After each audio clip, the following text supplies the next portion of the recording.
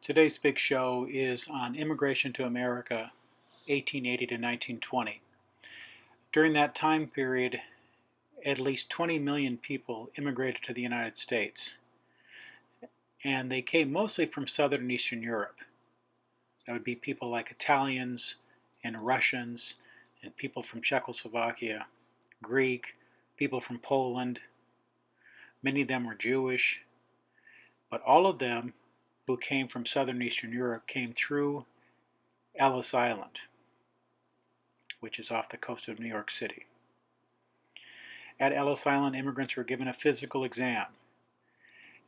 This image shows what would be written on the person with when they did the physical exam, and they would write on it with chalk.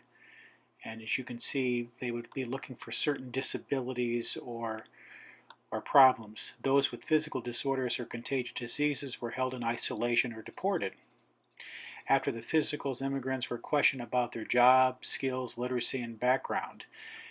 It's important to know here that you would think that you would want to say that when you came to the United States that you had a particular skill, even if you didn't, or a job, even if you didn't. But truthfully, you didn't want to act like you had a job here because Americans would be feeling like you're taking jobs away from Americans. You want to be able to work, but not do too good a job at work. It was a fine line to tread for immigrants. So the problem happened with this economic depression or panic of 1893. Unemployment reached 19%. So almost 2 out of every 10 people were unemployed who wanted to work. There was widespread labor unrest and strikes. And out of this came the Immigration Restriction League, started in 1894 by Harvard-trained lawyers Charles Warren and Prescott Hall, and a climatologist, that's someone who kind of studies weather, Robert Ward. The Immigration Restriction League believed that immigrants from Southern and Eastern Europe were racially inferior to Anglo-Saxons, or people from Great Britain. And they said immigration was cutting the wages of American workers, and they blamed the immigrants for the economic problems of 1890s. They used books and meetings and numerous articles to warn people about immigration and wanted to give immigrants literacy tests.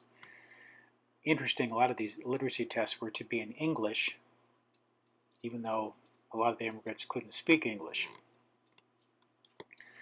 Eventually, the Immigration Restriction Act of 1924 all but eliminated immigration from Southern and Eastern Europe, and this wouldn't change until the 1950s.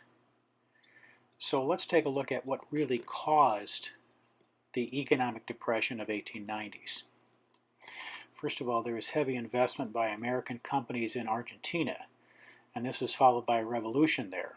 And so any investment that American companies made in Argentina was lost. They just lost that money. There was overexpansion and bankruptcy by some American railroad companies. They got too big and too fast and lost their money. There were several bank runs where people withdraw their money from the bank and force the bank to close. That means if you didn't get your money out and the bank closed, you lost all of your money. And did you know that thousands of European miners and lumberjacks were recruited by American companies to come to the United States and work? So rather than taking American jobs, they were recruited by American companies to work in jobs. And did you know that thousands of Italian and Lithuanian coal miners were recruited by American companies to come to the United States and work? Again, rather than taking jobs, these people were being recruited by American companies, and they were given jobs, asked to come here to work. In fact, a lot of the Italian population in Des Moines, the Des Moines area, came to work coal mines in the Des Moines area. And did you know thousands of Poles and Slovaks recruited by American companies to come to the United States and work in factories? So rather than, again, taking American jobs, they were being asked to come here.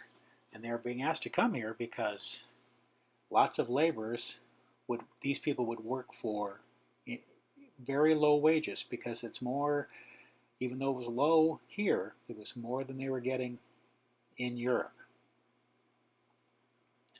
All right, let's turn our attention to what would eventually be known as the Chinese Exclusion Act of 1882.